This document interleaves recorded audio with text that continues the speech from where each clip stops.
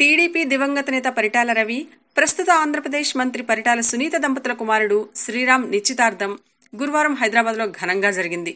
మాదాపూర్లోని ఎన్ కన్వెన్షన్లో పరిటాల కుటుంబ సభ్యులు, బంధువులు, అభిమానుల మధ్య వైభవంగా సాగిన ఈ వేడుకకు సినీ, రాజకీయ ప్రముఖులు హాజరయ్యారు.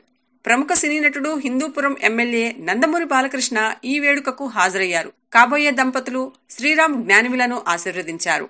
మంత్రులు దేవినేని ఉమామహేశ్వరరావు, అయ్యన్న పాత్రుడు, కామినేని శ్రీనివాస్, ఎమ్మెల్యే వల్లభనేని వంశీ, మహిళా కమిషన్ చైర్పర్సన్ నన్నపనేని రాజకుమారి ఈ కార్యక్రమానికి హాజరయ్యారు. వీరితో పాటు అనంతపురం జిల్లా నేతలైన ఎమ్మెల్యే పయ్యావుల కేశవ్, టీడీపీ జిల్లా అధ్యక్షుడు కాల్వ శ్రీనివాసులు, జెడ్పీ చైర్మన్ చమన్ సాబ్ హాజరై శ్రీరామ్ జ్ఞానివి జంటను ఆశీర్వదించారు.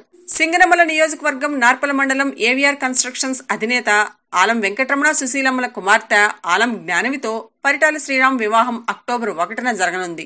అనంతపురం జిల్లా నార్పలకు చెందిన ఆలం వెంకటరమణ కుటుంబం చాలా కాలం నుంచే అనంతపురంలోనే నివాసం ఉంటున్నారు.